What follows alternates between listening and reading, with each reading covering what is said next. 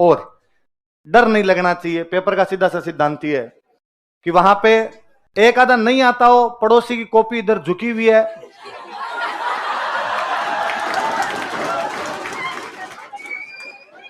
यदि क्लास में मैडम नहीं है, मास्टर है, तो रिस्क लेना आपने इधर उधर पूछने का।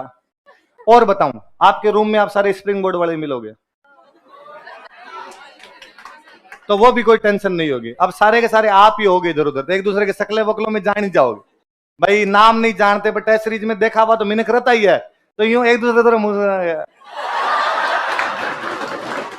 सेम का सेम सेम, वाह वाह।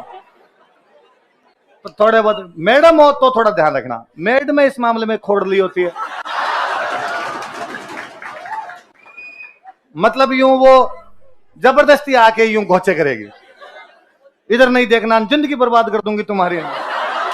तो अब कौन सी सुधरी हुई है जिंदगी। खोटे दिन आए जब ये पेपर दे रहे हैं। पापा के पास खूब सारे पैसे होते थे, क्यों सरकारी नौकरियों की तैयारी करनी पड़ती। जिंदगी में हम बर्बाद ही है, आपको और करनी है तो आप करो भले।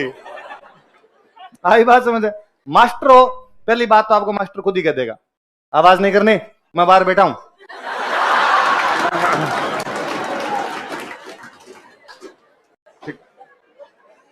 मैथ्स नहीं आती, आसपास वालों को पूछ लेना भाई मैथ्स आ रही है क्या। जिनको आ रही हो तो अपने सीधा सीधा होता है मैथ्स में, चक्रवृद्धि ब्याज वाले का उत्तर बता, अगला बता ही देगा अपने आप। यदि विपरीत जेंडर से क्वेश्चन पूछते हैं तो भैया और दीदी शब्दों का इस्तेमाल ना करें।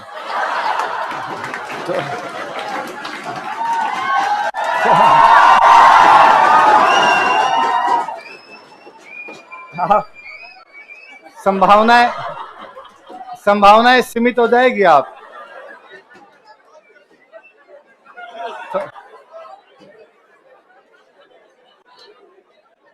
लड़कियां तो खाली पूछ लें अगले से,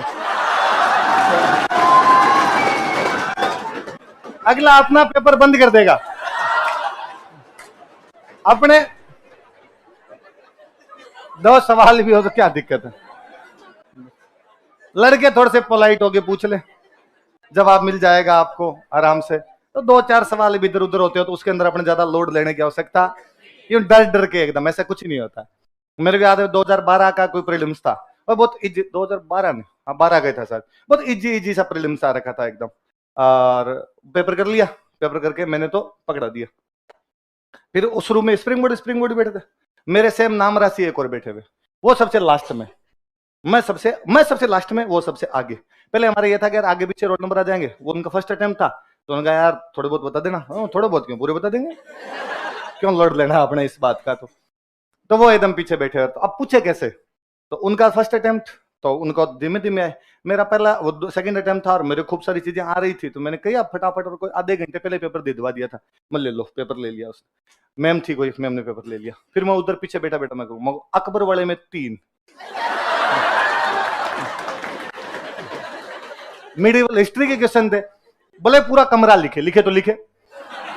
मैडम ने कहा कॉपी छीन लूंगी मैं आपके पास है।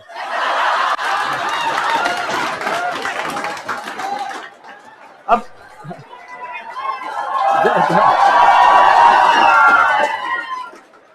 ज्यादा से ज्यादा मुझे रूम से बाहर निकाला जा सकता है, निकाल दो, पर रूम से बाहर से मैं जाता भी मैं करके जाऊंगा बलबन वाले में 4।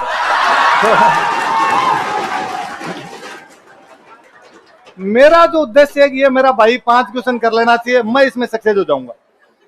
तो तुम्हें पता नहीं है कंपटीशन होता है, ये पास हो जाएंगे तुम फेल हो जाओगे, ऐसा कभी नहीं हुआ।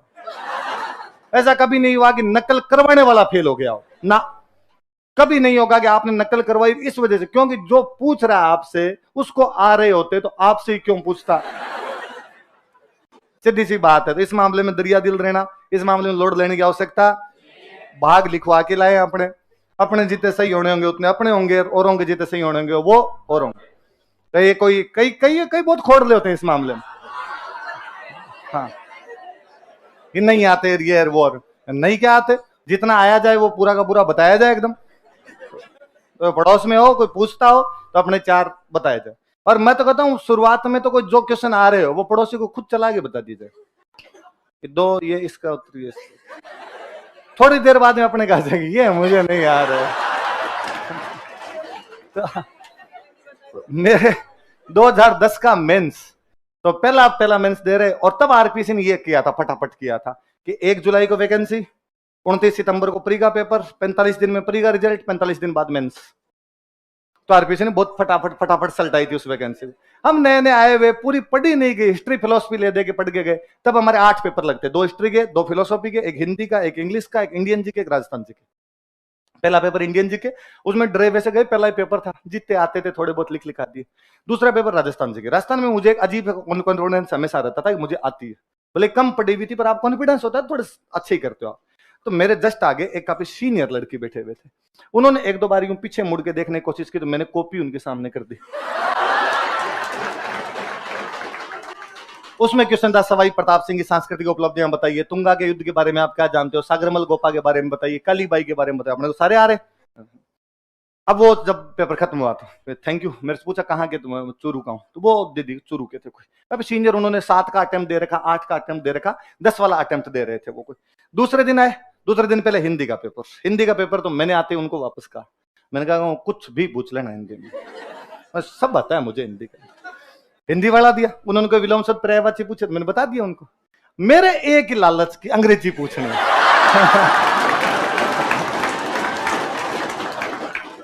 मेरे मन में पाप भयंकर भरा हुआ इसमें, इसलिए मैं 2 दिन से उनसे इतना पोलाइट बात करता था कि मैंने रिश्तेदारियां जितनी निकालनी थी मैंने सारी निकाल ली। उनके गांव के आसपास कौन क्या, नमस्ते नमस्ते। अब वो बीच में 2 घंटे गया, पता 2 घंटे बाद मैं पहले ही आगे बैठ गया। वो जैसे आए तो वो आगे वाली चेयर थी, वो आगे चेयर बैठ, मैं यूं पीछे बैठा हुआ। तो मैंने उनको वापस कहा कि मुझे इंग्लिश थोड़ी कम आती है, तो इंग्लिश में आपको जितने आए उतने मुझे बताना। तो वो काफी सिंसियर, काफी सीरियस थे एकदम। तो वो यूं पीछे घूमे, पूरे यूं सामने करके बैठे थे, यूं पीछे घूमे और घूम के कहा कि भैया 2007 में मेरे इंग्लिश में नंबर आए थे 12।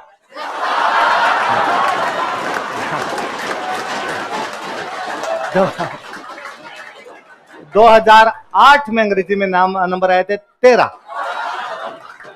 ये 2010 वाला दे रही हूं, अब तू बता कितने बताऊं और कितने।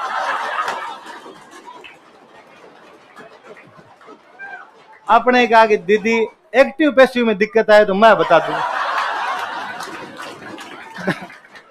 डायरेक्ट इनडायरेक्ट और मॉडल भी याद है, 14 का जुगाड़ तो मैं करवा दूंगा, रोने मत लग जाना आप कहीं। अब